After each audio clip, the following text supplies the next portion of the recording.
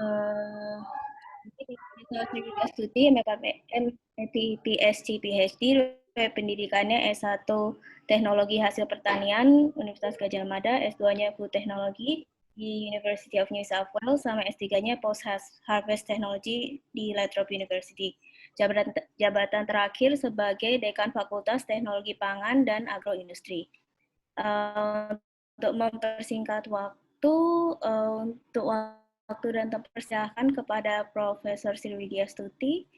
Ntar saya bukakan slide-nya. Ya, silakan para Prof. Widi. Ya, selamat sore. Assalamualaikum warahmatullahi wabarakatuh. Apakah suara saya bisa didengar? Bisa, Prof. Jadi, yang terhormat, yang menugasi saya adalah Prof. Agung, mungkin Mbak Nia namanya kurang hafal, nama lengkapnya ya. Untuk undangannya bisa masuk di dalam forum ini untuk sedikit bincang-bincang ya, pengalaman saya sedikit tentang pangan fungsional.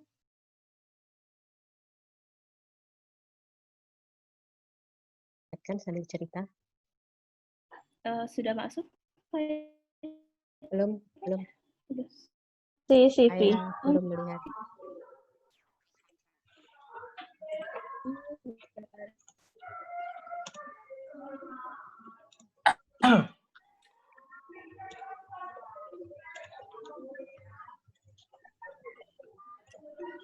Udah? Belum.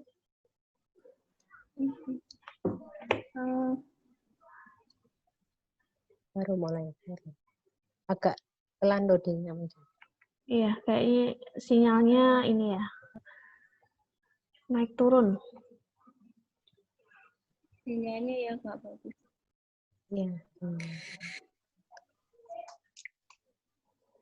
Cukup banyak yang hadir, tapi maaf saya belum kenal ini semuanya kecuali moderator. Ini malah hilang sama saya sih, hilang anunya.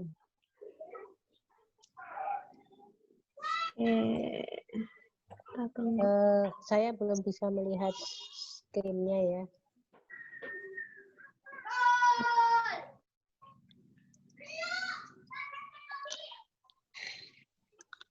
Kayaknya belum keluar saya.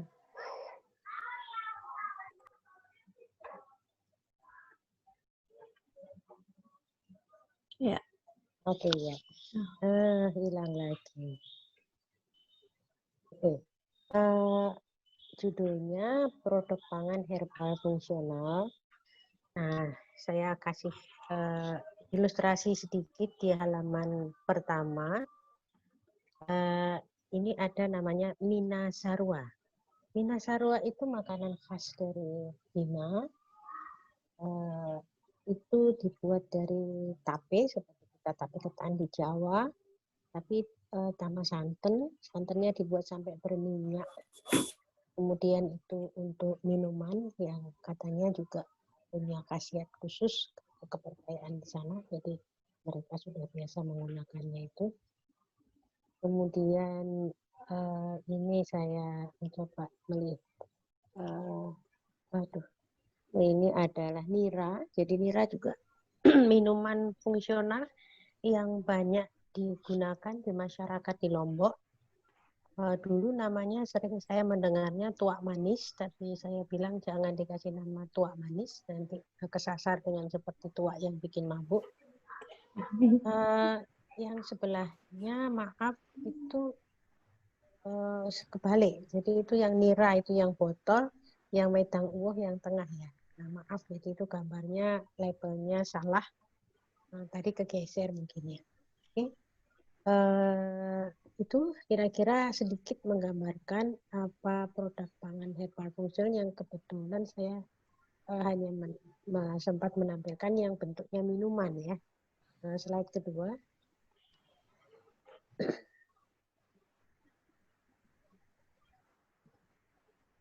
Slide kedua belum muncul. Kayaknya hilang ya. Mohon maaf, Prof, suaranya seperti kurang kedengaran. Atau saya... Suaranya kurang besar. Mana sekarang sudah oke?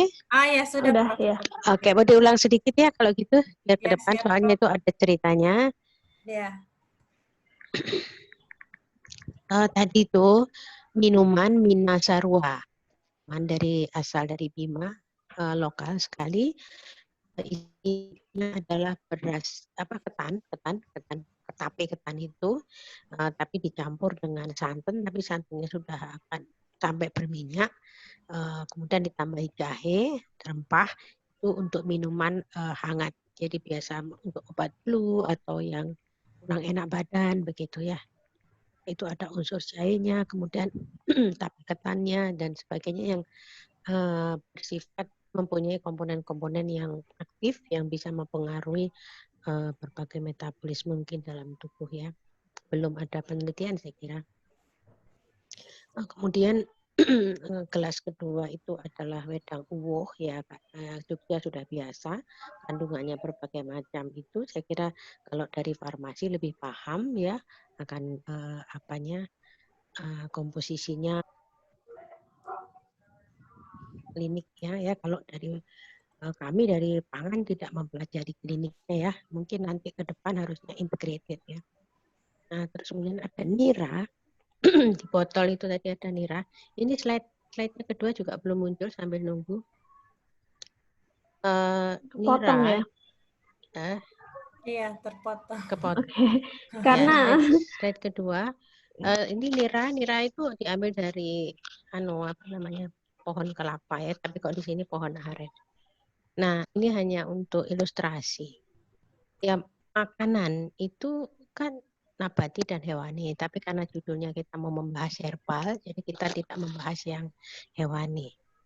Nah, pangan kita tahu itu hanya untuk membunuh, sebetulnya dipakai untuk membentuk awalnya energi dan nutrisi dalam tubuh. Nah, ini yang membuat selama ini kita berpikir bahwa tubuh kita seperti tabung kimia. Jadi hanya perubahan energi dari di sini aja, bentuk karbohidrat kemudian akan menjadi glikogen dan sebagainya. Nah, selama ini seperti itu, sehingga agak diabaikan bahwa sebetulnya kenapa orang yang makan sama-sama makannya sedikit kok yang satu gemuk, yang satu kurus. Kan berarti tidak sama reaksinya di dalam tubuh. Berarti ada sesuatu yang mempengaruhi lain. Ya, jadi awalnya untuk kebutuhan energi, kemudian nutrisi ya dalam bentuknya minuman, camilan, makanan pokok, kemudian sebetulnya kebutuhan fisiologis dan kebutuhan sensoris lain ya kan, itu kalau kita makan. Nah, selain itu tetapi awas justru dari makanan itu muncul banyak sekali penyakit. Bisa jadi alergi, bisa penyakit yang selama ini muncul adalah penyakit degeneratif, yaitu penyakit yang muncul karena keausan daripada organ tubuh, ya mungkin karena tua atau karena penyakit. Nah, ini sekarang sering ada pertanyaan, kenapa makanan itu ada dikatakan menyebabkan asam urat, ada makanan menyebabkan peningkatan kolesterol, ada makanan menyebabkan darah tinggi, padahal makanan nggak ngapain-ngapain ya, ya toh? Makanannya nggak ngapain-ngapain. Makanan itu ya karbohidrat, ya protein, ya lemak, ya serat, kan gitu. Sama saja. Kenapa dibilang menyebabkan? Karena sebetulnya karena ada keausan di dalam tubuhnya, metabolisme yang tidak normal sehingga adanya asam urat dan sebagainya, degeneratif disease tersebut. Nah, kemudian selain itu pangan itu bahwa selalu bisa juga menjadi pembawa penyakit sehingga yang kita kenal biasa dengan foodborne disease. Nah, oleh karena itu kemudian muncullah ternyata pangan itu harus kita lihat fungsinya sehingga di belakangan mulai bergerak ke apa istilahnya pengembangan pangan yang fungsional. Nah, ke depan lagi pengembangan pangan fungsional itu diharapkan karena masing-masing kita itu berbeda, sehingga harusnya kita akan melihat bahwa pangan fungsional pun akan berbeda dari individu ke individu, sehingga pengembangannya ke arah nutrigenomik. Itu kira-kira gambarannya kenapa pangan itu menjadi pangan fungsional. Tapi riset Indonesia itu masih mau mengatakan butuh makanan banyak, jadi ketahanan pangan dan sebagainya ya. Oke, jadi bisa lanjut slide kedua. Sini ya, Bu. Saya nggak tahu ya, ini hanya isyarat saja bagaimana sih sebetulnya yang namanya makan itu sudah harus ada juga petunjuk dalam agama. Mohon maaf, saya merefer kepada Al-Quran karena itu agama yang kita anut ya, tapi ini istilahnya hanya sedikit dari semuanya. Di sana dinyatakan bahwa makanan itu adalah halal dan thayyib. Nah, makanan fungsional ini mengarah kepada thayyibnya itu, jadi aman. Thayyib itu artinya aman. Dan thayyib itu aman, itu relatif. Makanan aman untuk satu orang dan tidak aman untuk orang lain. Contohnya tadi, kalau ada saya makan terigu nggak apa-apa, orang lain makan terigu itu alergi ya. Jadi itu artinya dari sana mengindikasikan bahwa kita ke depan memang harus istilahnya personal food, istilahnya personal food formulation, bukan hanya personal food personal medicine formulation. Terus lanjut.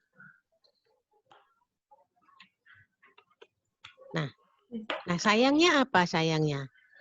Kenapa kita menjadi persoalan dengan makanan? Karena yang butuh makan itu adalah tubuh kita tadi. Tetapi yang memilih makanan itu adalah sensoris. Dari lidah, dari mata, dari hidung, ya itu yang memilih. Sehingga kalau kita mau makan itu memilih nutrisi, atau bahkan lagi kita mau berpikir jauh lagi ke fungsi fisiologis, itu otak kita muter-muter dulu. Ya, jadi kita nggak apakah slide-nya kurang besar ya? Saya nggak bisa ngelihat bawahnya. Oke. Ya. Nah, kemudian karena yang memilih itu sensoris, kalau enak ya terus diteruskan makannya banyak. Ya, padahal sebetulnya makan itu tidak boleh banyak. Di agama juga sudah dituntun makan itu sepertiga untuk lambung, sepertiga untuk minum makanan di bagian lambung, kemudian minumnya, kemudian sepertiga lagi untuk nafas. Nah, diceritakan saya kalau nenek saya dulu bilang itu, saya sampaikan sekarang biar untuk filosofinya ya. Makan itu tidak boleh kekenyangan, ya kan? Nah, kalau orang kelaparan itu masih bisa ditolong. Kalau orang kekenyangan nggak ada yang bisa nolong, percaya. Ya. Nah, kalau soal harga, soal lifestyle itu hal yang berbeda, tapi tetap saya santumkan di situ. Jadi ini orang memilih makanan. Yang butuh makanan adalah jaringan tubuh kita, tetapi yang milihkan adalah sensoris. Jadi itu makanya harus dikendalikan. Terus, next slide. Next slide. Oke. Apa yang disebut dengan pangan fungsional? Ada istilah banyak mungkin kalau di farmasi kemarin apa namanya healthy food, terus apa design food dan sebagainya. Tapi intinya pangan fungsional itu posisinya di antara farmasi dan di antara ilmu pangan, ya, di antara drug, di antara food. Nah, ini ada 3 digambarkan di situ. Ada functional food, nutraceuticals, dan food supplement. Nah, bedanya kalau functional food itu memang harus makanan, namanya food. Kalau nutraceuticals bisa diambil dari makanan tapi sesudah diisolasi. Nah, seperti food supplement juga itu dalam bentuk tablet, bubuk, mungkin ya, tapi kalau makanan ya harus dalam bentuk makanan dan bisa dimasukkan di dalam diet dengan dosis yang relatif longgar ya, tidak terlalu ketat seperti obat. Nah, sayangnya kalau obat itu kita memperhatikan aturan makannya, dikasih tahu dokter sehari 3 kali, sehari 2 kali, sehari 1 kali. Tetapi kalau makan, kita tidak berpikir bahwa makanan itu pada batas tertentu juga akan menjadi racun tadi. akan membahayakan. Sehingga ada negatifnya kalau dengan makanan itu kita bisa carry the way gitu. Kita bisa carry the way terhadap satu komponen pada makanan, terutama kalau makanannya itu tidak berimbang gitu ya. Oke, lanjut.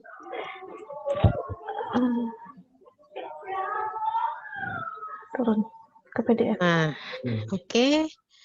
Ini hanya definisi dari berbagai tempat, tetapi intinya functional food itu dimaksudkan adalah makanan yang mempunyai efek khusus dari yang diketahui sebagai nutrisi biasa. Itu sebetulnya aslinya makanan semuanya mempunyai efek fisiologis sebetulnya. Kalau itu benar penggunaannya. Kalau takarannya itu dipakai. Jadi ada daftar tentang kegunaan makanan, kandungan makanan apa saja. Mestinya kalau itu yang disampaikan sehingga mungkin bisa dibilang bahwa 1 kali serving itu akan mengandung komponen fungsional sekian dan berarti efeknya seperti itu. Jadi sebetulnya kalau ada dosisnya ya. Jadi aslinya semua komponen makanan itu ada fungsinya. Tapi konsensus lah ya, ini konsensus ya, itu perjanjian bahwa definisi pangan fungsional itu dikatakan mempunyai pengaruh terhadap kesehatan yang lebih dari sekedar nutrisi. Hilang lagi sharingnya screen. Sudah? Udah. Oke. Udah. Ya. Oke. Nah, dari definisi, nah di bawah itu ada yang kuning adalah BPOM. Sama saja, mirip-mirip. Terus lanjut di slide berikutnya. Ya, itu hanya definisi. Nah, pangan fungsional itu sudah terbukti. Nah, bukti tidak membahayakan dan bermanfaat bagi kesehatan. Jadi selain itu dia terbukti tidak membahayakan dan bermanfaat bagi kesehatan. Terus, nah komponen yang selama ini sudah dianggap mempunyai manfaat itu namanya serat pangan, oligosakarida, poliol itu gula alkohol, asam amino, peptida atau protein, glikosida, alkohol, isoprenoid, vitamin, dan golongan ini yang kira-kira 12 lah ya yang sudah dikenal bahwa dia akan mempunyai efek. Itu BAL adalah bakteri asam laktat. Lanjut. Oh, sama aja ini komponen pangan fungsional. Terus lanjut. Nah, sejarah pangan fungsional yang paling pertama memang Jepang. Jadi Jepang itu risetnya sangat serius dari tahun 84 kemudian sampai 91 sudah keluar yang namanya FOSU, Food for Specified Health Uses. Jadi FOSU itu kebijakannya 91, 93 sudah banyak produknya. Produknya itu beras hipoalergenik, kemudian oh ya 2007 udah 700 produk. Nah, klaimnya itu di tempat yang kuning ada klaimnya, beberapa klaim. Oh, tekanan darah, lemak netral darah, ada kesehatan gigi, kesehatan tulang sebagai pre dan probiotik. Itu klaim yang kira-kira ada di Jepang. Dan di atas ini, apakah saya bisa menunjuk pakai kursor? Ya, nggak bisa ya. Nah, di pojok kiri ya itu ada FOSU, itu adalah logonya FOSU kalau makanan di Jepang yang diklaim. Terus, nah ini hanya satu contoh, jangan melihat produk, saya juga nggak bisa baca produknya apa, tapi kira-kira ditempelkan seperti itu. Terus, nah makanan fungsional itu wujudnya yang dituntut dengan definisi adalah bahannya harus alami. Yaitu tadi semua yang ada di situ, kemudian bentuknya juga bukan kapsul, bukan tablet, bukan serbuk. Dan memenuhi syarat namanya makanan itu ya harus nutrisi dan harus sensoris dan harus fisiologis gitu. Jadi kalau misalnya makan aja wong ini obat, nah itu beda. Kalau obat kan pahit-pahit dimakan gitu ya. Tapi kalau makanan diharapkan itu juga memenuhi apa tadi sifat-sifat sensoris yang dikehendaki. Terus lanjut. Ya, lanjut. Belum bisa?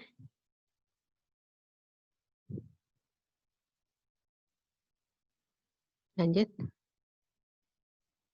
Nah, ini pangan herbal fungsional. Kecepatan ya? Pangan herbal fungsional tadi ya sebelumnya. Iya, tadi kita kejanji bahwa kita akan membicarakan herbal. Pangan herbal fungsional itu ya. Saya dulu juga bingung, herbal itu sepertinya kan daun ya, tapi ternyata kita mendefinisikan semua tumbuhan atau tanaman itu yang mempunyai kegunaan lebih itu disepakati dinamakan herbal atau disebut tanaman obat atau pengobatan alternatif. Mungkin di farmasi lebih bisa nanti nambah keterangannya sendiri. Nah, kenapa dia dikatakan fungsional? Karena berbagai macam komponen yang ditengarai tadi, itu sebelah yang putih, itu namanya berbagai macam komponen, itu segala macam yang ada di dalam makanan jaringan tanaman. Terus lanjut. Nah, tetapi di antara komponen itu ada yang toksis, ya, ada yang toksik. Nah, kalau TCM itu traditional Chinese medicine, itu tanaman herbs itu digolongkan seperti itu. Sehingga kalau mau dipakai obat, mau dipakai untuk mentreatment sesuatu, dia lihat itu termasuk non toksik atau termasuk tengah, sedang, atau yang sangat toksik, sehingga sangat harus sedikit sekali penggunaannya dalam periode yang tertentu dan sangat strict maksudnya, ketat ya. Itu kalau jadi komponen itu ada yang toksik dan memang juga ada yang alergik dan sebagainya. Terus lanjut. Kalau TCM, saya mumpung ingat lagi, mereka juga mengkombinasikan dengan yang namanya cold, warm, sama hot body. Nah, itu nanti ilmunya beda lagi. Mungkin ada yang tertarik mempelajari. Nah, bioaktif dalam tanaman itu sebetulnya ya gizi-gizi biasa saja. Karotenoid, ya kan, kemudian serat, senyawa-senyawa flavonoid, mineral, asam fenolat, kemudian prebiotiknya itu ada inulin, ada fructooligosaccharides, polydextrosa, dan sebagainya. Kemudian ada kamir, ada lactobacilli, ada fitoestrogen. Ya, fitoestrogen itu ada keunggulannya. Saya pernah diberitahu, baca juga ya. Jadi estrogen yang sintetik itu dia tidak match dengan reseptor estrogen di manusia, sehingga kalau kita mengkonsumsi estrogen suplemen itu yang pernah dengar bahwa itu akan memicu kanker, terutama kanker payudara, sehingga orang yang kekurangan estrogen itu diharapkan bisa konsumsi yang namanya fitoestrogen. Nah, karena fitoestrogen itu termasuk ya kayak polifenol gitu ya, itu dikatakan kalau dalam asupan suplemen itu ada resikonya, dosisnya tertentu, tapi kalau dari makanan seberapapun melimpahnya kandungan di dalam makanan dikatakan tidak mencapai dosis yang toksik. Itu makanya makanan fungsional, kandungan komponennya tidak boleh sampai mencapai level toksik. Lanjut. Nah, antioksidan dalam tanaman itu ya tadi ada kelompok karotenoid dan flavonoid itu yang utama maksudnya. Jadi yang lain banyak tapi yang utama itu. Dan kita bisa melihat sudah pelajaran dari dulu pelangi lah ya, yang warna-warni itu banyak mengandung senyawa-senyawa antioksidan.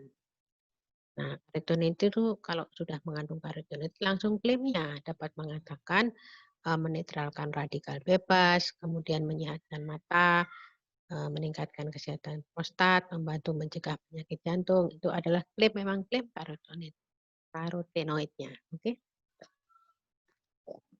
Lanjut. Next. Nah, yang dulu sebelum tahun 80-an itu kita tidak berpikir bahwa serat itu ternyata berguna. Serat dalam hal ini serat pangan ya. Nah, serat pangan ini itu banyak berguna terutama dalam usus besar.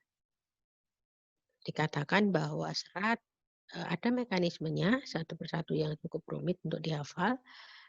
Itu kenapa serat itu bisa mencegah diabetes atau dan juga menurunkan kolesterol, dan juga karena serat itu tahan terhadap enzim pencernaan di dalam usus halus, sehingga dia tidak dicerna. Karena tidak dicerna hanya dipotong-potong, kemudian difermentasi menghasilkan yang namanya short chain fatty acid.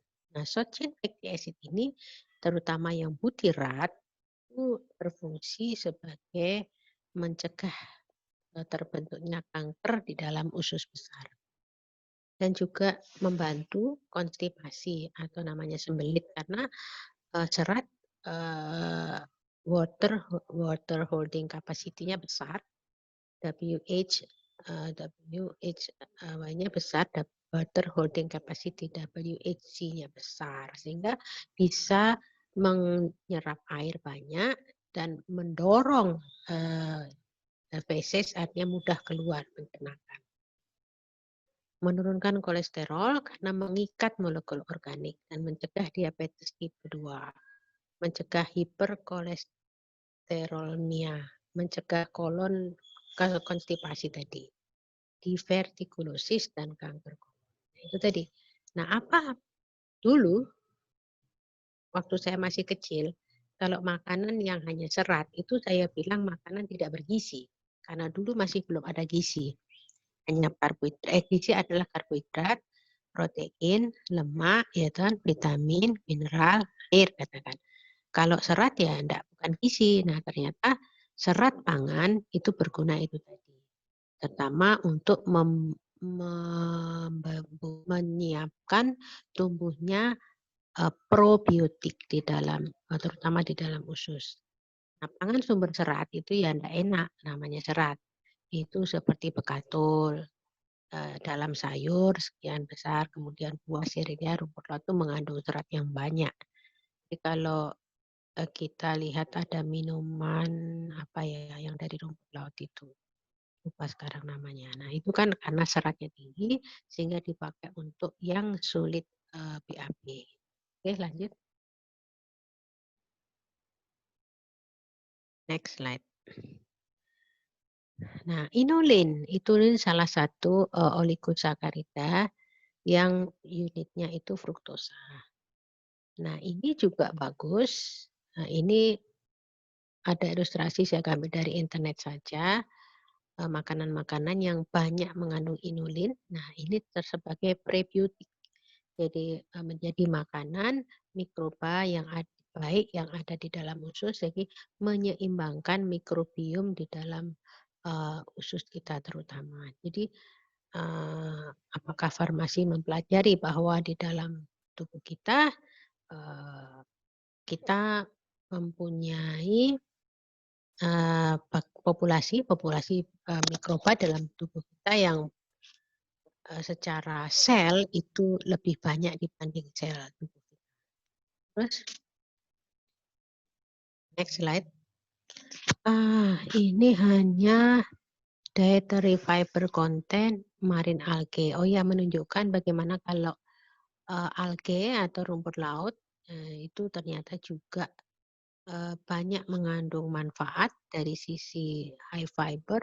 Ini bisa dikembangkan menjadi makanan-makanan fungsional high fiber. Bisa dicampurkan ke dalam misalnya noodle, high fiber noodle. Jadi mie yang mengandung serat tinggi. Jadi serat menjadi keren sekarang karena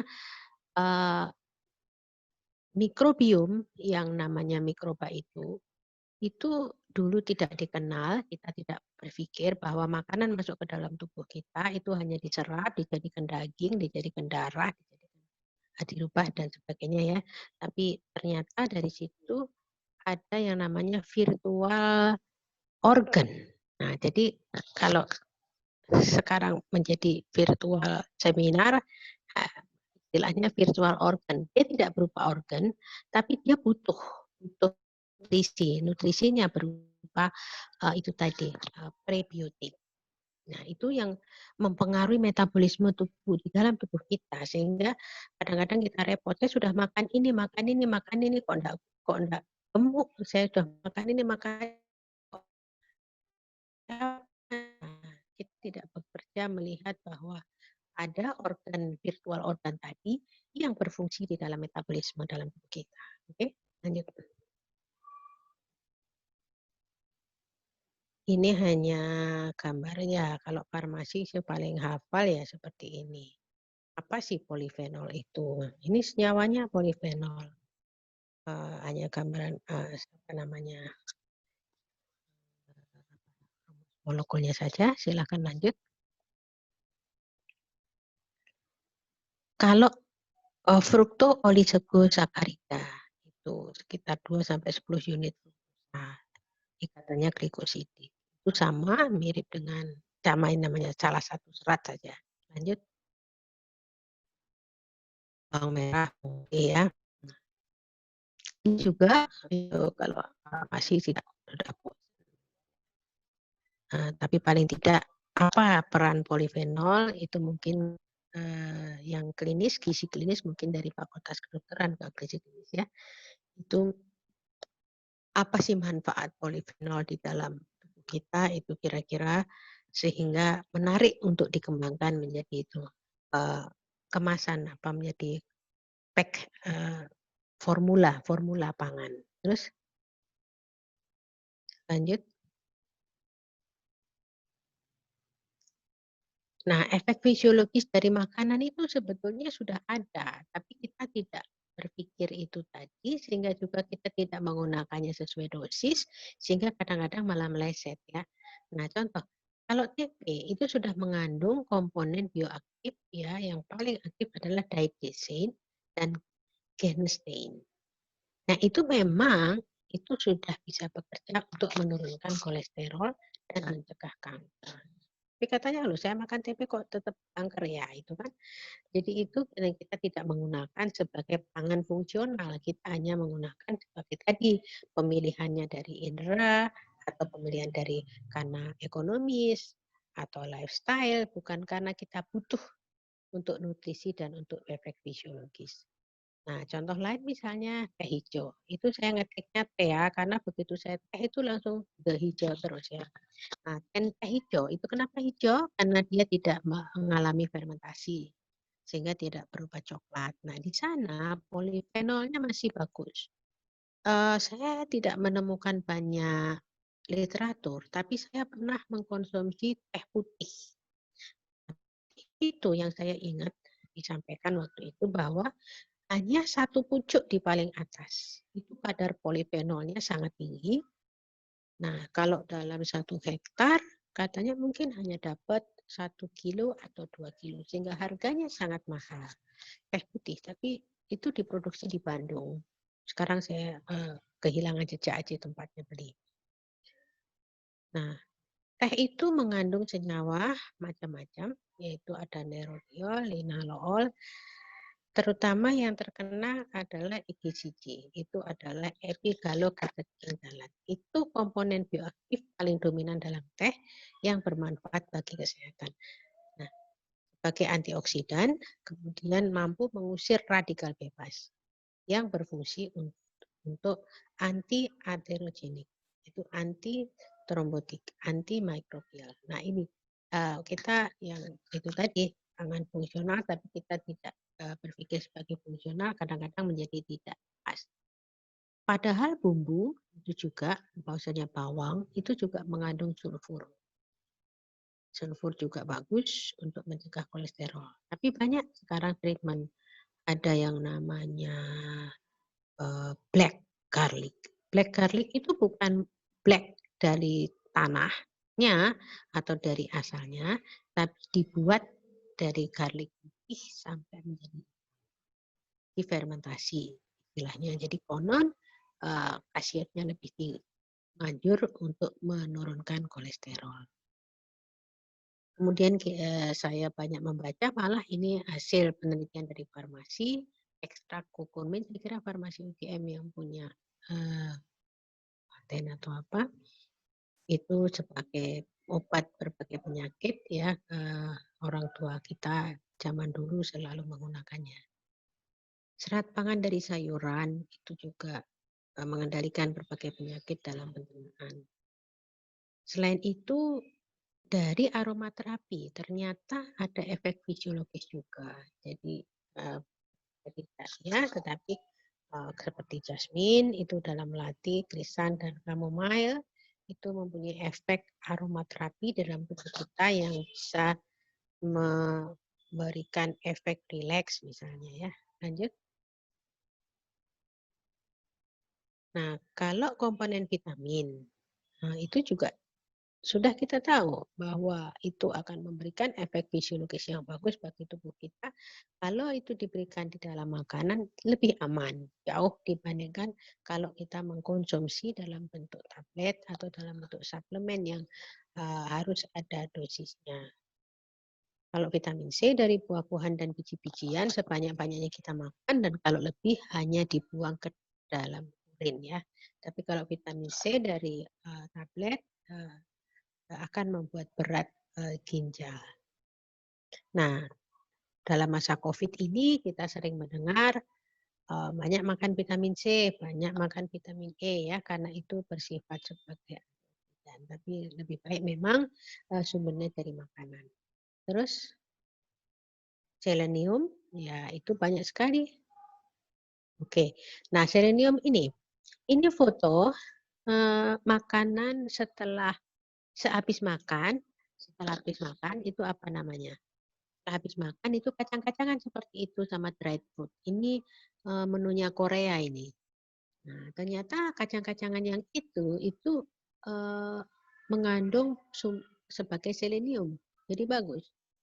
Nah, kalau kita mau cari sayuran juga banyak seleniumnya, bayam, brokoli, gandum sebetulnya juga mengandung selenium. Coklat katakannya tinggi seleniumnya, ya. Nah, itu juga antioksidan yang sangat bagus. Terus lanjut. Nah, kalau ini berbicara makanan, sehingga apa yang ada tersedia, oke lah. Tapi bagaimana kalau nanti itu sudah dimasak menjadi makanan? Nah, jadi kalau menurut teknik pengolahannya ada yang membagi, tapi macam-macam membagi pangan fungsional. Tapi ada yang membagi sebagai pangan fungsional alami, artinya hanya dari buah-buahan, sayuran langsung dimakan, itu tetap fungsional alami. Kemudian pangan fungsional tradisional, itu yang sudah lama, ada tempe, ada tape, ada jamu seperti tadi, itu termasuk pangan fungsional yang tradisional. Nah, pangan fungsional modern ini yang berkembang. Terus ya, dan sampai sekarang terus tadi sampai kita berpikir sampai nutrigenomik, dari fortifikasi dan sebagainya itu modern pun saya kira sudah ada pembagiannya itu. Lanjut. Nah, yang termodifikasi lain lagi ada ya, namanya penggolongan itu tergantung konsensus saja. Yang penting kita tahu substansinya. Buah dalam kemasan itu beda. Nanti kita lihat ternyata buah dikemas sama tidak dikemas ada efek yang berbeda. Susu, kemudian yogurt, ada susu almond di pasaran, ada santan, ada roti, ada pasta, ada sidang, itu termasuk pangan fungsional yang termodifikasi. Contoh lain itu dimodifikasi, misalnya telur mengandung omega 3. Telur itu sudah mengandung omega 3, tetapi ditinggikan. Gimana caranya? Akalnya si peternak. Jadi ayamnya, bebeknya itu dikasih makanan vitamin atau makanan-makanan yang mengandung omega 3 sehingga telurnya itu mengandung omega 3. Nah, ini tadi sama itu, tapi ada tambahan saya bahwa Selain alami, kemudian difortifikasi. Oh ya, difortifikasi sekarang, fortifikasi itu pengayaan. Jadi sekarang banyak pasta ditambah serat, misalnya yogurt ditambah probiotik. Jadi yogurt itu dibuat dari susu, kemudian difermentasi oleh bakteri asam laktat yogurt. Tidak semua bakteri asam laktat membuat yogurt itu bisa tahan terhadap garam empedu dan enzim pencernaan. Sehingga kalau sudah tidak tahan kan berarti dia hilang di usus halus. Nah, yang tahan namanya probiotik. Sehingga yogurt ditambah probiotik supaya dia ada probiotiknya sampai ke usus besar yang akan bekerja membantu berbagai metabolisme. Nah, sekarang dia akan ada permen diperkaya dengan fruktoolisakarida, sehingga itu permennya bukan hanya gula biasa, tetapi mengandung FOS, jadi fortifikasi. Itu sudah boleh dikonsumsi sebagai pangan fungsional. Tapi ada juga selain penambahan, tapi ada yang eliminasi. Jadi susu dihilangkan lemaknya, jadi susu rendah lemak. Coklat dihilangkan pahitnya, taninnya. Kalau sudah dihilangkan taninnya, kemudian gulanya yang ada seperti menjadi terasa, jadi menjadi manis, bukan naik, tapi terasa karena itunya ulang. Sehingga coklat itu manis, tetapi tanpa gula tambahan. Itu bagus sekali. Jadi mengeliminir yang lain, kemudian yang ada menjadi terasa tapi tanpa tambahan. Modifikasi itu banyak sekali. Tadi seperti tadi ada, kemudian ada lagi yang mie non terigu di Bantul. Nah, di Jogja itu ada yang mie letek. Saya sendiri belum pernah makan. Mungkin rupanya sama kalau yang dari Jepang itu mie soba ya, itu agak abu-abu. Ada vegan yogurt, yaitu yogurt yang dibuat bukan dari non dairy, jadi bukan dari susu sapi. Ada beras bukan padi, yaitu beras dibuat dari singkong dan sebagainya, itu adalah modifikasi. Oke, terus lanjut. Nah, ini hanya contoh bahwa tadi itu karena kita berbicara makanan. Apakah proses dalam pengolahan makanan itu merubah ketersediaan atau ke-availabilitas daripada tadi misalnya polifenol, antioksidan, ya dalam hal ini contoh karena tidak bisa ditebak. Jadi memang harus ada data eksperimen ya. Jadi semua harus ada data eksperimen. Nah, contoh saja antosianin. Jadi ternyata antosianin itu terdegradasi tergantung pH-nya. Kalau pada pH 1 dia masihnya warnanya ungu. Tapi nanti karena senyawanya, kemudian kalau dia pH-nya itu antara 2 sampai 4 dia agak ungu. Ada ungu karena senyawanya juga berbeda ya. Kalau ini pH-nya 7 di atas 6 nanti setelah di atas 6 itu sudah terdegradasi lagi tergantung komponennya potong. Nah, buah-buah yang mengandung antosianin akan berperilaku seperti ini. Kalau ingin mempertahankan apa? Kita harus namanya kalau di dalam pengolahan makanan namanya blanching. Blanching itu menggunakan panas yang sedikit, mild, kemudian sebentar menginaktifkan enzim-enzim yang melakukan perubahan-perubahan. Nah, biasanya kalau kita mau bikin puree buah, misalnya kita blanching dulu, kemudian nantinya baru dibuat, itu lebih tahan warnanya antosianin. Oke, lanjut. Nah, ini jadi proses pengolahan harus dilihat kalau ingin melihat senyawanya. Kemudian reaksi enzimatis. Nah, reaksi enzimatis itu menghasilkan senyawa yang tidak berwarna, jadi atau malah berwarna coklat. Contohnya gini, kalau kita mau membuat jus apel, kita ingin jus apelnya itu warnanya bening, ya.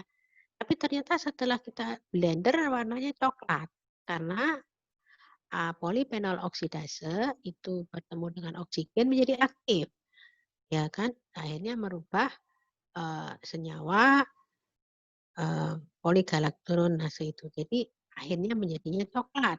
Ya, senyawa coklat kita tidak inginkan. Nah, biasanya misalnya kita mau mengeringkan buah.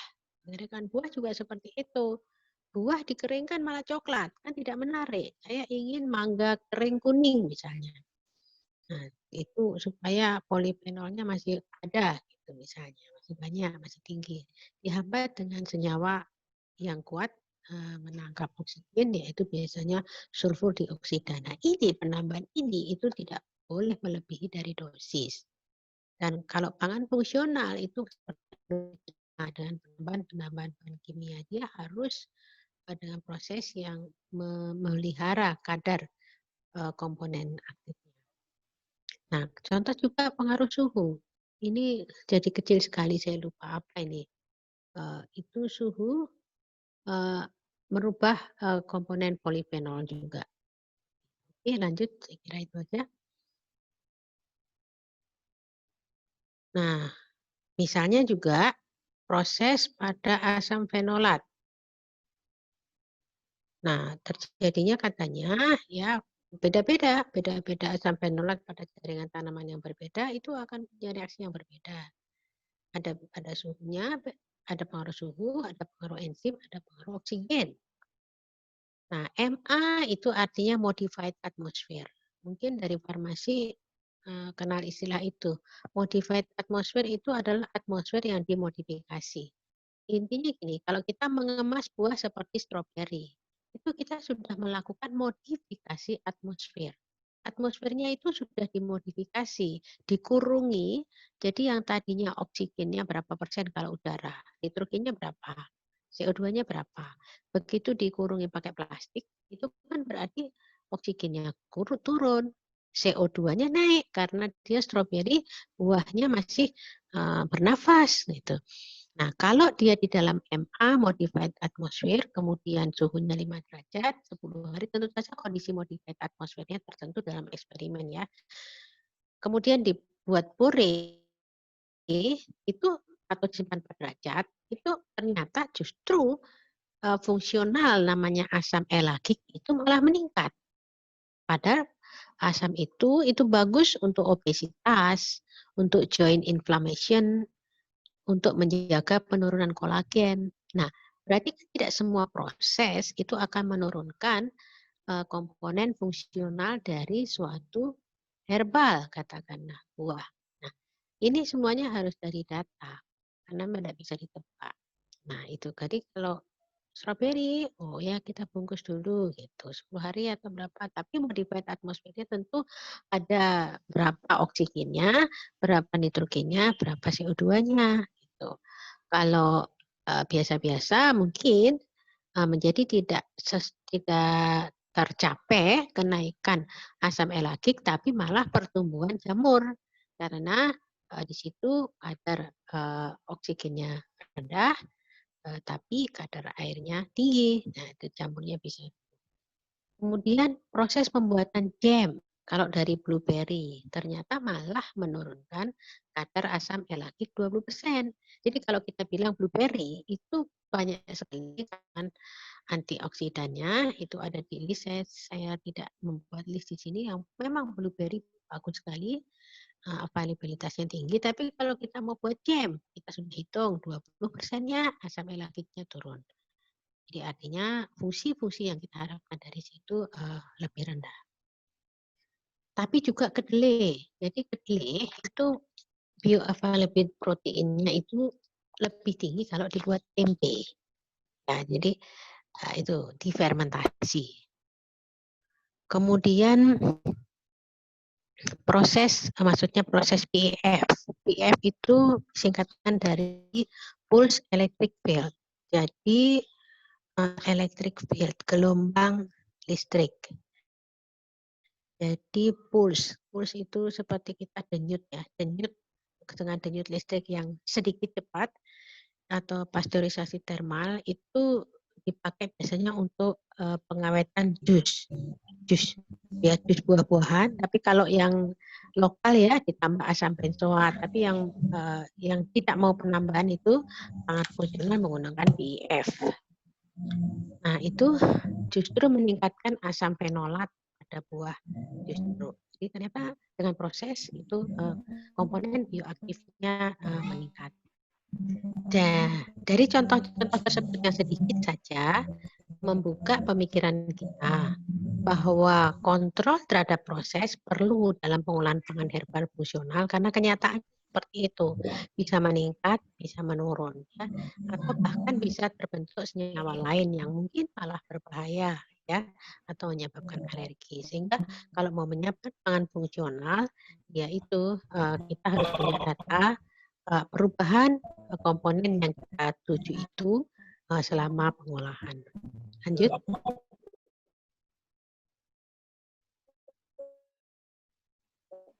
Lanjut. Ya.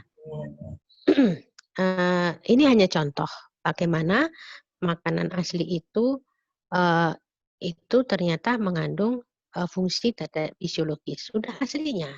Kenapa saya hanya menyebut sedikit dari Al-Quran, hanya ingin tahu aja apa betul buah dari zaman dulu itu juga mengandung. Ternyata banyak sekali dalam, mohon maaf, dalam Al-Quran itu banyak sekali buah-buah yang sudah disebut. Dan setelah ke belakang ditinjau, ternyata memang buah-buah tersebut banyak kegunaannya. Yaitu yang paling atas gambar dari minyak zaitun. Apa? Buah minyak zaitun ya. Buah zaitun. Buah zaitun, kita tahu kenal minyak zaitun. Bisa untuk makanan fungsional, bahkan untuk kosmetik. Minyaknya mempunyai titik-titik yang tinggi sehingga tidak gampang untuk mercik-mercik ya. Itu pakai, kemudian lemaknya juga bagus, jadi tidak trans, piscis, jadi tidak membahayakan terhadap tubuh kita.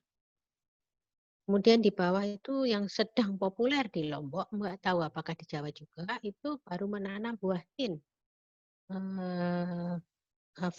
Fig kalau saya salah. Kalau gambar itu saya kalau foto itu saya foto pada saat saya disuguhi fig di Nagoya di Jepang. Jadi orang Jepang juga menanam itu fig ya, rasanya enak juga. Nah itu dikatakan banyak sekali keterangannya saya sempat kutip apa manfaat buah tin tersebut. Jadi macam-macam lah ya. Ini ada kandungan-kandungannya, apa yang tinggi itu seratnya tinggi, serat tinggi kok ya bagus gitu ya. Jadi serat tinggi termasuk memelihara berbagai penyakit degeneratif, rendah lemak dan juga rendah sodium, rendah kalori dan sebagainya. Lanjut.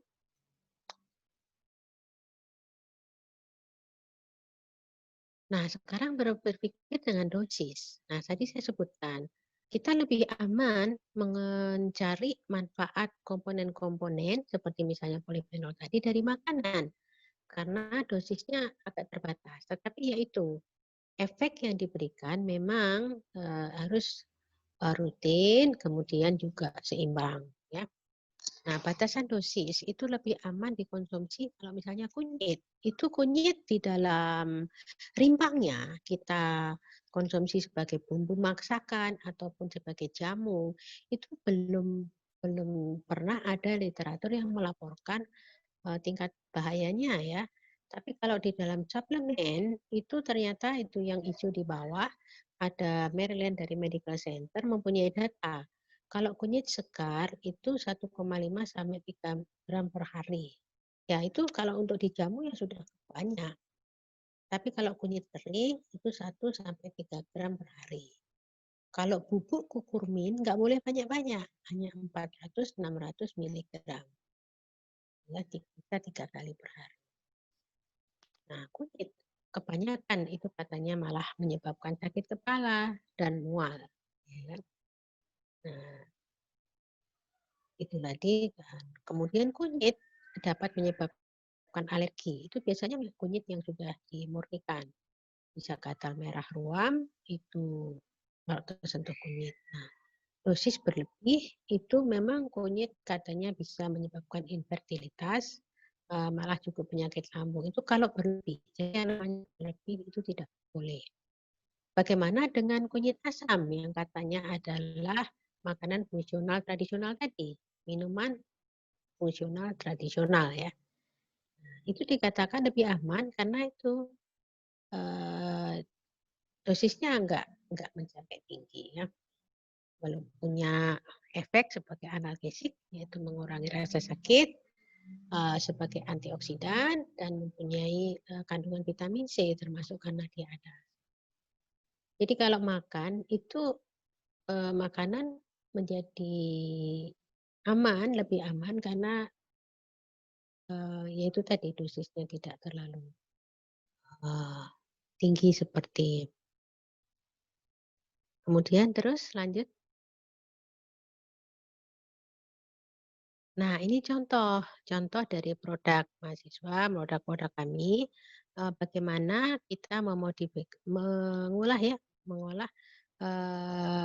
makanan dengan kami tidak menguji uji klinisnya ya memang karena orang pangan hanya mencari manfaatnya, kemudian kita sampaikan bahwa itu mengandung sesuatu. Mungkin kalau nanti integrasi dengan farmasi, kita bisa melihat efek klinisnya.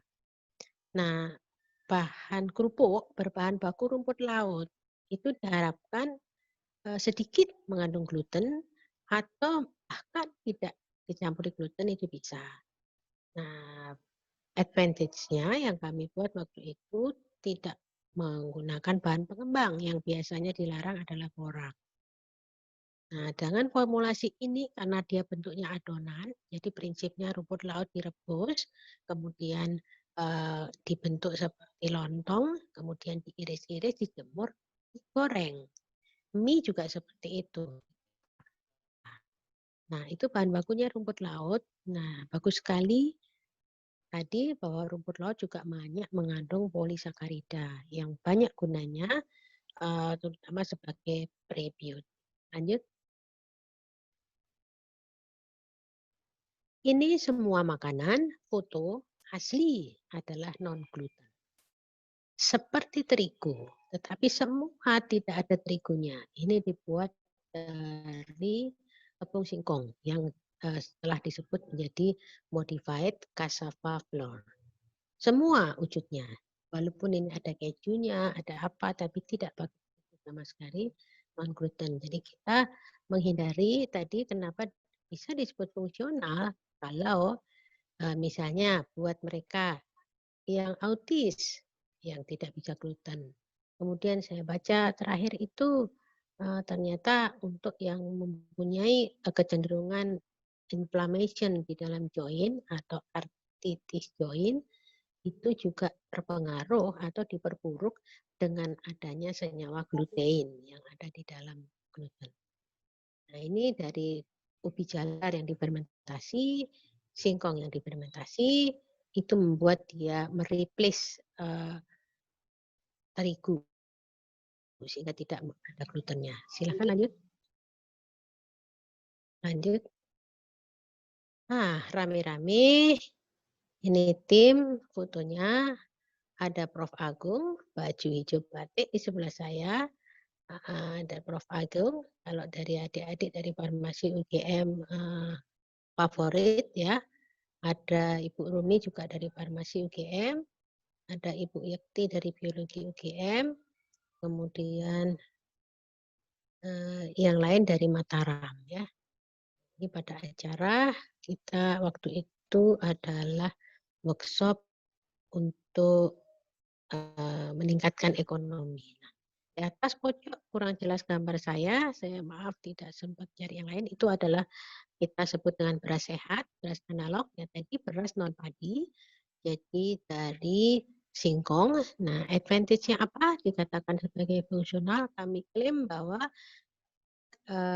glycemic index-nya termasuk sedang dibandingkan kalau beras biasa itu sampai 80-90, ini sekitar 50-60.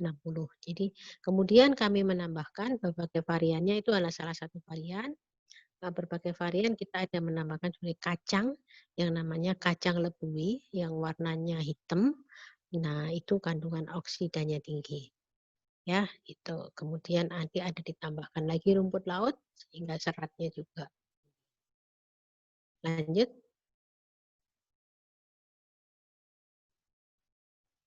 Nah, tren penelitian pangan herbal ini memang masih belum banyak untuk kami di bahkan kami belum tadi itu karena tidak menghubungkan terhadap klinisnya ya.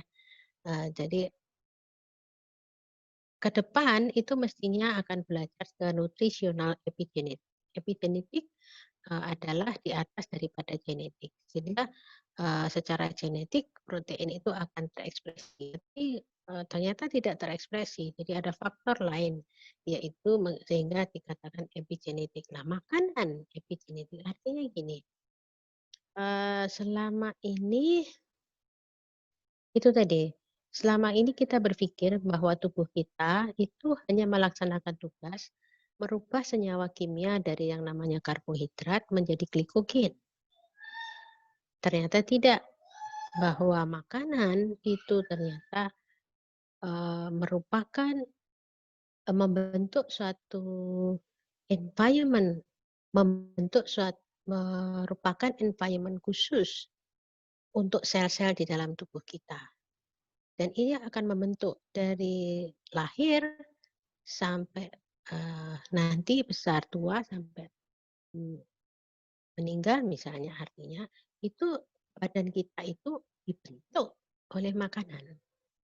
Jadi makanan tidak hanya dalam tubuh kita, tidak hanya lewat bereaksi ya begitu saja seperti reaksi kimia, tetapi juga menciptakan suatu lingkungan khusus untuk tumbuh-tumbuhnya, untuk kegiatan aktivitas sel-sel di dalam tubuh kita. Diharapkan makanan tadi itu berfungsi untuk membantu mengatasi penyakit degeneratif. Kemudian diharapkan dia akan menjaga, memelihara, mengendalikan imunitas kita. Nah, ini yang terkenal sekarang sedang imunitas ya. Jadi baru sekarang bergerak, wah yuk makan sayur, wah yuk makan buah dan sebagainya ya. Kemudian yang lebih juga akan diperhatikan ke depannya mungkin atau bahkan kemungkinan adalah untuk aging, untuk kecantikan. Bagaimana memperlambat. Nah, memperlambat dengan mengendalikan munculnya atau bereaksinya ini radikal bebas dengan sel tubuh kita. Jadi dalam metabolisme normal itu dihasilkan hasil sampingnya radikal bebas. Nah, radikal bebas itu pada saatnya itu tidak bagus efeknya untuk sel tubuh kita sendiri. Sehingga diharapkan radikal bebas itu harus diikat misalnya, harus dikurangi. Jadi itu mestinya senyawa-senyawa yang bisa menangkal radikal bebas, yaitu tentu saja selama ini yang kita ketahui adalah high antioksidan, gitu ya. Jadi kemudian tadi diulang bahwa kalau dari sumbernya sudah antioksidannya tinggi, diharapkan pengolahannya disesuaikan sehingga kita tidak kehilangan efek antioksidan atau bahkan juga kalau lebih bagus peningkatan daripada komponen yang bersifat antioksidan itu selama pengolahan. Lanjut.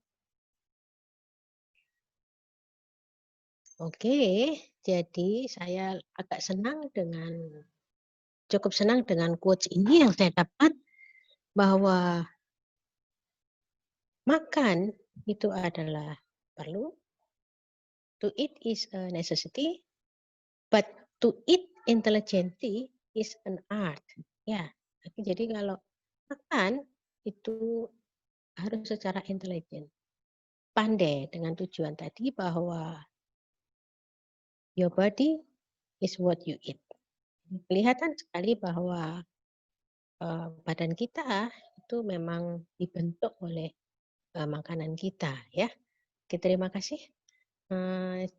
Itu mudah-mudahan hanya sedikit membuka jendela sebagai rangsangan, sebagai bahan untuk membuka cakrawala yang lebih luas lagi. Terima kasih.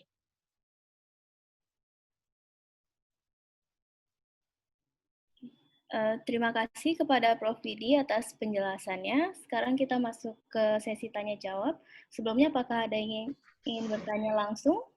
Sebelum saya membaca pertanyaan yang ada di chat. Oke, kalau tidak ada, saya baca beberapa pertanyaan terlebih dahulu. Ada pertanyaan yang terkait nutrigenomik. Jadi, apakah konsep yang advance ini mungkin diterapkan di negara berkembang, dan mohon dijelaskan lebih lanjut terkait nutrigenomik. Iya, saya sendiri tidak membaca karena itu akan terkait dengan bidang ilmu lain, itu termasuk ilmu genetika. Kami di bidang pangan berharap akan diterapkan ke sana pastinya. Walaupun kita misalnya secara bodoh-bodoh berpikir saja ya, kita berpikir saja sendiri.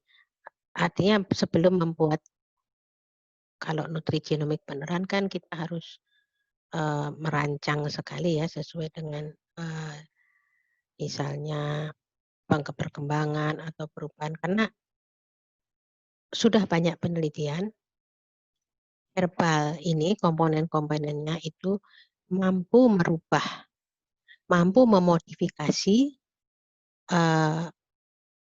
perubahan dalam DNA di dalam tubuh kita, sehingga itu yang diharapkan kita punya data untuk ke sana. Jadi kalau misalnya tadi dalam hal penyakit degeneratif itu pendekatannya dengan nutrigenomik, sehingga tadi bisa didekati seperti itu. Komponennya antioksidan, oh dia oke, berarti dia akan mencegah oksidasi radikal bebas. Diharapkan dengan seperti itu kulit kita bisa proses misalnya reaksi antioksidan dengan tisu atau jaringan kulit kita akan dihambat, sehingga lebih lambat terbentuk misalnya penurunan kolagen, sehingga lebih lama terbentuk wrinkle, kerut gitu ya. Jadi nutrigenomik itu kalau dalam kecantikan, kemudian dalam diabetes misalnya fungsi produksi insulin ya, fungsi produksi insulin yang kurang, atau bisa jadi peningkatan aktivitas reseptor insulin dan sebagainya. Jadi saya kira ke sana ya mungkin arahnya ya. Yang bertanya mungkin bidang ilmunya genetik mungkin lebih pinter ya. Bagaimana? Iya, yang bertanya Brenda. Ada satu lagi pertanyaan tentang telah dipaparkan contoh beras hypoalergenik, hypoalergi terhadap protein apa ya? Oh iya, itu saya sendiri tidak baca. Saya itu adalah beras yang hipoalergenik itu adalah produk pangan fungsional pertama di Jepang yang mendapatkan label FOSU. Hipoalergenik. Mungkin dia beras yang mungkin ada orang yang alergi terhadap komponen di dalam beras, sehingga itu dikatakan berasnya rendah alergi. Tapi mohon maaf, saya sendiri belum mengejar itu berasnya seperti apa. Nah, kalau yang saya tampilkan di belakang beras analog, itu adalah beras komposit lah ya. Namanya analog ya. Itu maksudnya mirip beras, tetapi bukan beras padi. Jadi dibuat dari singkong. Nah, itu dari singkong tentu saja kita bisa lihat bahwa komponen singkong itu mempunyai kelebihannya ada, kekurangannya ada terbandingkan beras. Kalau singkong kelebihannya tadi glycemic index-nya itu lebih rendah dibandingkan padi. Nah, diharapkan kalau buat mereka yang tadi diabetes tipe 2 ya, diabetes tipe 2 itu insulinnya tidak cukup ya untuk merubah atau pelan mungkin ya. Nah, itu diharapkan boleh mengkonsumsi itu dalam jumlah yang sama dengan kalau dia mengkonsumsi beras, tapi tetap glisemik rendah gitu. Ada lagi?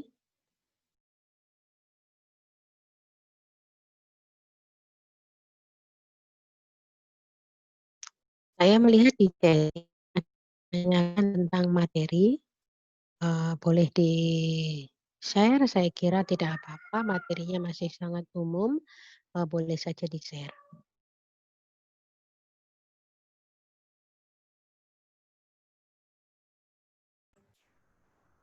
Ada lagi chatting?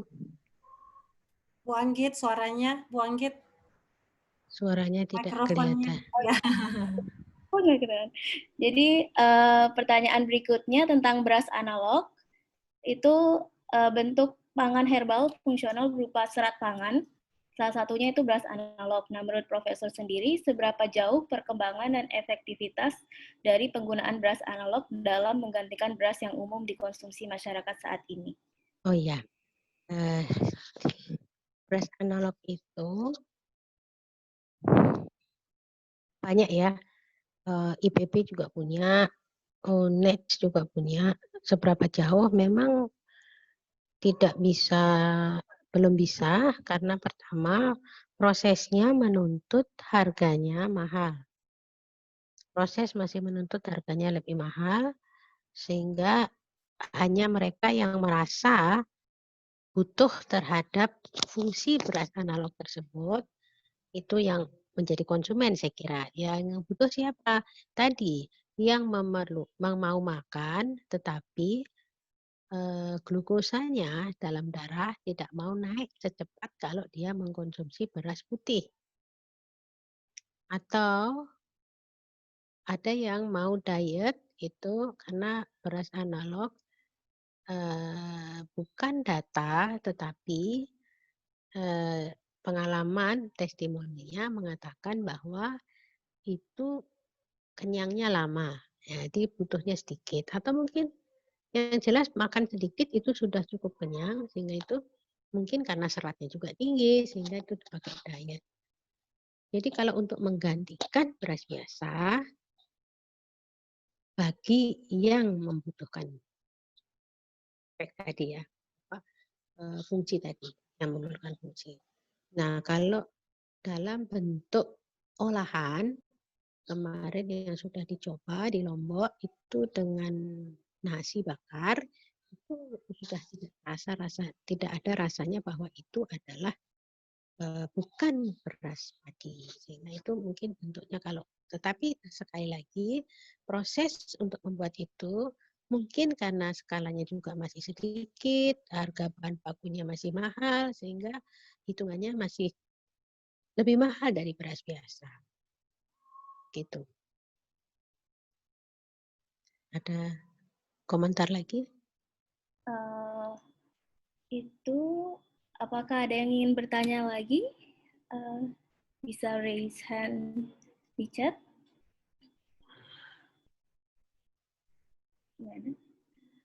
Oke, kalau tidak ada, saya berterima kasih kepada Prof. Widi atas waktunya untuk membagi ilmu pada webinar kuliah kefarmasian kali ini.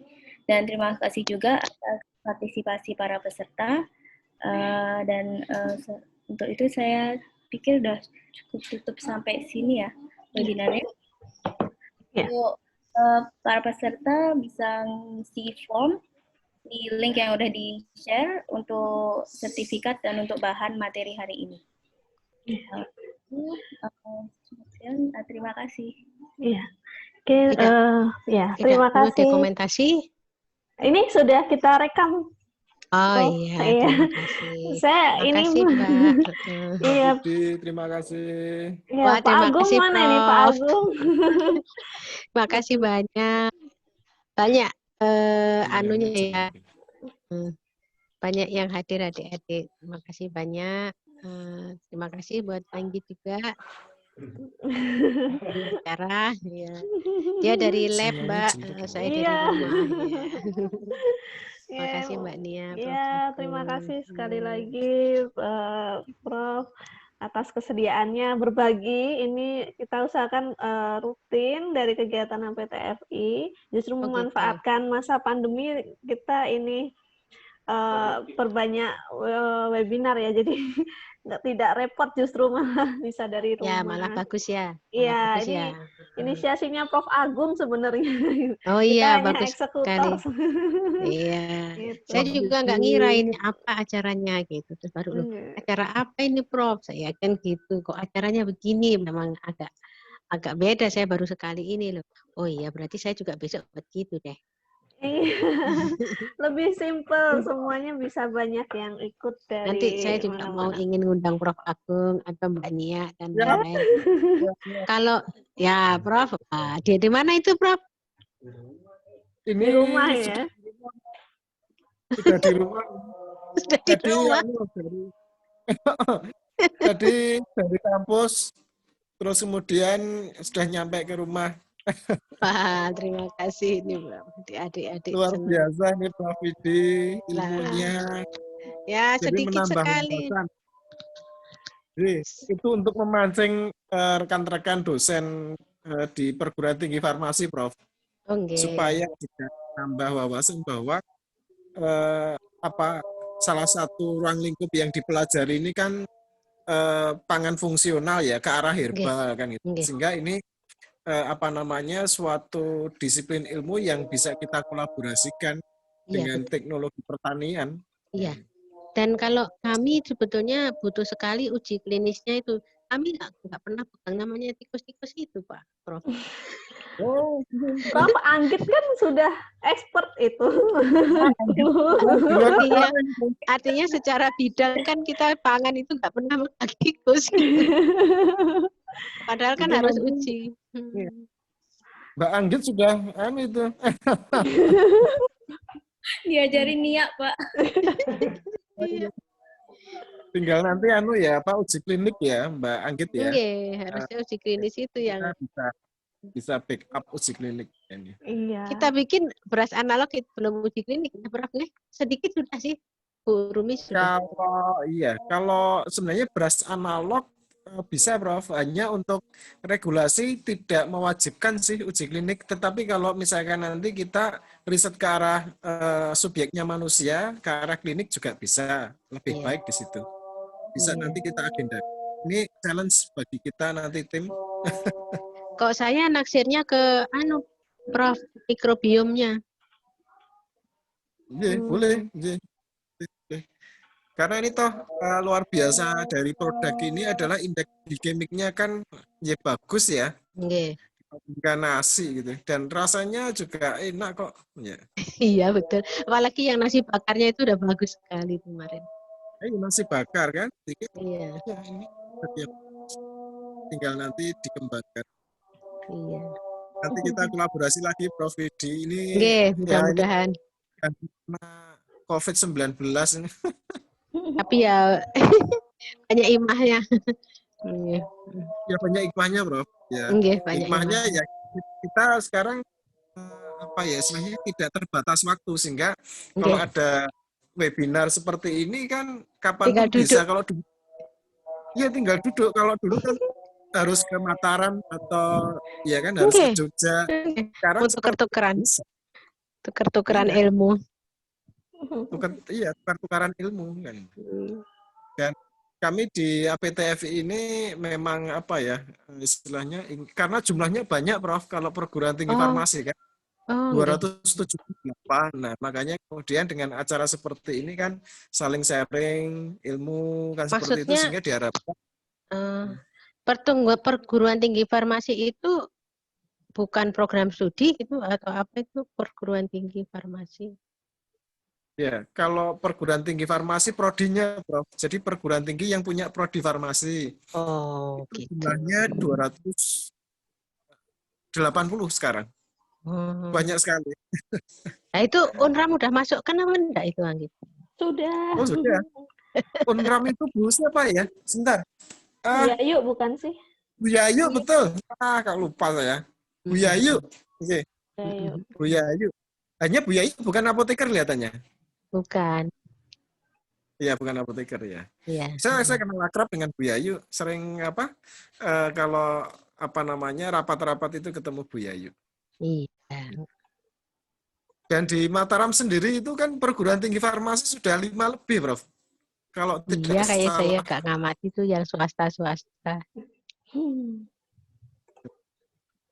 Swasta itu juga. Oke. Sinyalnya, Nah, Prof. ini riset Anggit ya, tinggal di. Ya ini di tempat saya kalau sudah jadi ini putus nyambung putus. Iya, sinyalnya ini putus nyambung. Kalau hujan Oke. Oke, terima kasih Prof. Agung. Mataram sudah azan maghrib.